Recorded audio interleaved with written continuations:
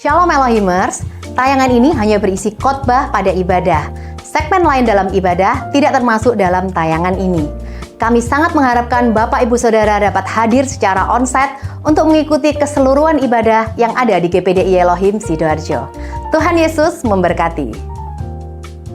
Amin, puji Tuhan. Silakan duduk saudara, renungan firman Tuhan terambil dari Kisah Rasul, pasal yang keempat, ayat yang ke-33.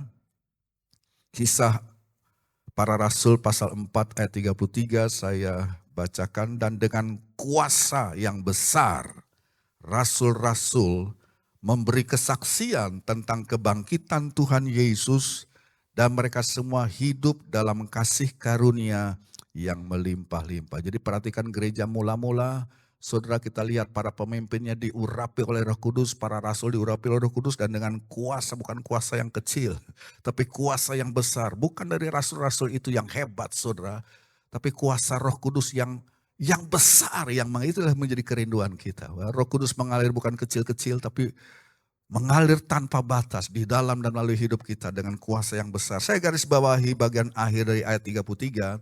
Mereka semua hidup dalam kasih karunia. Garis bawah itu kata kasih karunia yang melimpah-limpah. Saudara, kita seringkali memberikan definisi. Apa itu definisi? Apa pengertian dari kasih karunia? Saudara, sebagian besar kita orang percaya definisi umum dari kata, ini kata yang indah, saudara, kasih karunia. Bilang kasih karunia, bilang saudara. Itu kata yang indah ya, artinya anugerah Allah yang tidak layak kita terima, tapi diberikan juga. Ya. Itu kasih karunia. Ya. Kalau kita layak terima bukan kasih karunia, bukan karunia, itu gaji. Karena kita layak, kita udah kerja banting tulang, oke, dikasih sesuatu yang sesuai dengan apa yang kita sudah kerjakan. Tapi kalau namanya kasih karunia, ya saya bacakan lagi, itu anugerah Allah yang sebenarnya tidak layak kita terima. Kita orang berdosa, tapi diberikan. Ya. Nah saudara, itu tentu berkaitan dengan keselamatan. Ya, dalam Efesus pasal 2 ayat 7-9 kita diselamatkan oleh karena iman, oleh karena kasih karunia Allah, bukan karena pekerjaan saudara. Ya, jadi istilah anugerah, kasih karunia itu dalam bahasa Inggris itu grace. Ya, saudara punya anak perempuan dikasih nama Grace, indah sekali. Ya, itu ada kaitannya dengan bahasa Latin gratis, gratis, grace, kasih karunia, anugerahnya sesuatu yang diberikan tanpa bayar. Kita tinggal terima, dan itu tentu betul di dalam keselamatan. Sebab saudara, kita terima keselamatan bukan karena prestasimu, bukan karena pekerjaan saudara, semua karena kasih karunia Allah oleh sebab iman kita, ya kan? Tetapi ya kita sedang fokus kepada Roh Kudus. Istilah atau kata kasih karunia saudara, itu di ayat-ayat yang lain ya, itu juga menunjuk kepada pekerjaan kuasa Allah. Ya, kalau saudara mau belajar Alkitab, di ayat-ayat yang lain seperti dalam Injil Lukas pasal 2 ayat 40, Kisah Rasul 11 ayat 23, istilah kasih karunia itu bukan hanya menunjuk kepada keselamatan yang diberikan kepada kita karena kasih karunia Allah, tapi kasih karunia itu juga menunjuk kepada pekerjaan kuasa Allah, juga disebut sebagai kasih karunia atau grace di dalam bahasa Inggrisnya, saudara. Ya, jadi sama seperti Allah di dalam kasih karunia-Nya, sama seperti Allah dalam belas kasihannya menyelamatkan saya dan saudara ya oleh kasih karunia-Nya. Demikian pula saudara, kasih karunia itu dinyatakan di dalam kuasa yang besar ketika Roh Kudus bekerja. Itu juga kasih karunia. Ya, jadi saudara jangan saudara pikir kita, oh saya harus puasa dulu, saya harus bikin ini dulu. Ya, baru saya bisa dapat Roh Kudus. Enggak. Sebagaimana saudara terima keselamatan oleh sebab iman, bukan karena saudara bekerja. Sama juga Roh Kudus diberikan, itulah perwujudan kasih karunia Allah. Jadi kasih karunia ini juga adalah sebenarnya saudara dinamika kuasa Roh Kudus yang besar yang bekerja di dalam kehidupan kita. Ya.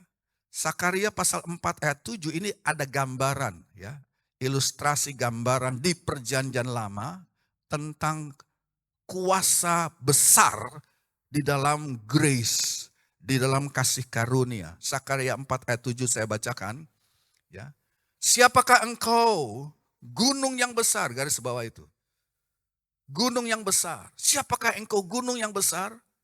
Di depan Zerubabil, engkau menjadi apa? Tanah yang rata. Ya. Ia akan mengangkat batu utama, sedang orang bersorak, bagus, bagus sekali batu itu.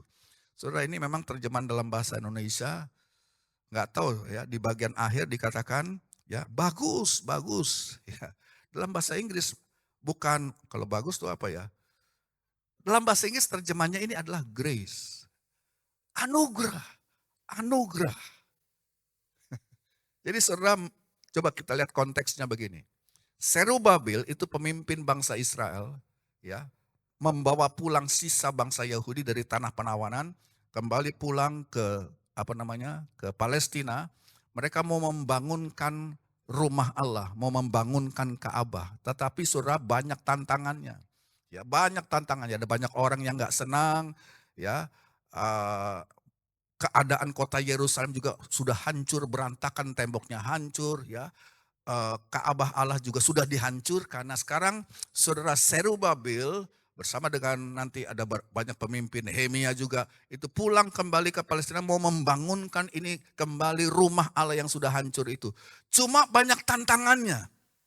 Nah tantangan itulah yang disebut dalam ayat ini gunung yang besar. Gunung yang besar. Saudara. Dan sama juga, ya pada pagi hari ini mungkin saudara Elohimers berhadapan dengan gunung besar, tantangan-tantangan dalam hidup saudara. Kita sebutkan saja secara umum itu gunung yang besar. Cuma dikatakan, siapakah engkau gunung yang besar? Di depan Zerubabil menjadi tanah rata. Berarti ini gunungnya dipindahin saudara. Gunungnya diledakkan. Gunungnya dipindahkan. Menjadi tanah rata. Adakah gunung kesulitan? Adakah gunung apapun yang saya dan saudara hadapi? Alkitab katakan, dapat dipindahkan, dapat diubah gunung itu menjadi tanah datar, tanah rata. Saudara. Dengan apa? Dengan apa?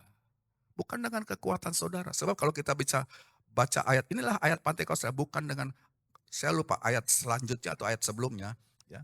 Bukan dengan kekuatan, bukan dengan kehebatan, bukan dengan keperkasaan manusia, tapi dikatakan tapi dengan rohku. Sakaria 4 ayat 6 itu kan. Dengan rohku segala perkara itu jadi. Dan di sini disambung di ayat yang ke-7, gunung yang besar, siapa engkau? Akan diratakan di hadapan siapa? Di hadapan Zerubabil. Zerubabil siapa? Dia anak Tuhan.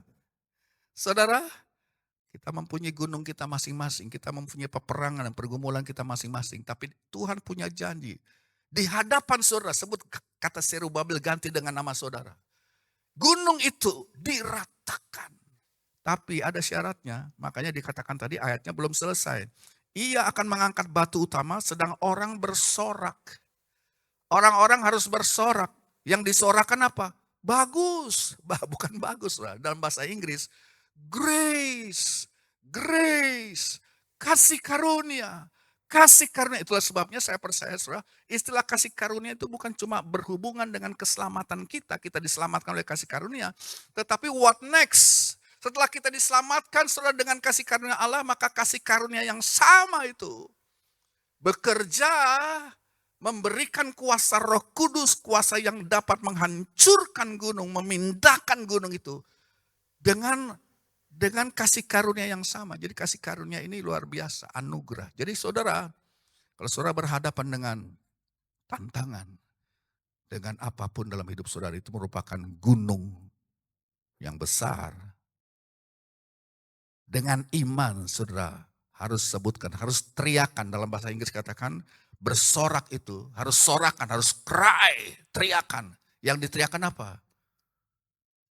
Bukan bagus, bukan itu salah itu terjemahan. Tetapi grace, roh kudus, anugerah, anugerah. Nah saudara kita perlu anugerah Allah, amin saudara. Anugerah Allah bukan hanya untuk keselamatan, kita pakai anugerah Allah di dalam kuasa Roh Kudus yang menghancurkan, yang memindahkan gunung-gunung itu. Amin. Amin, saudara, mari kita bangkit berdiri. Haleluya.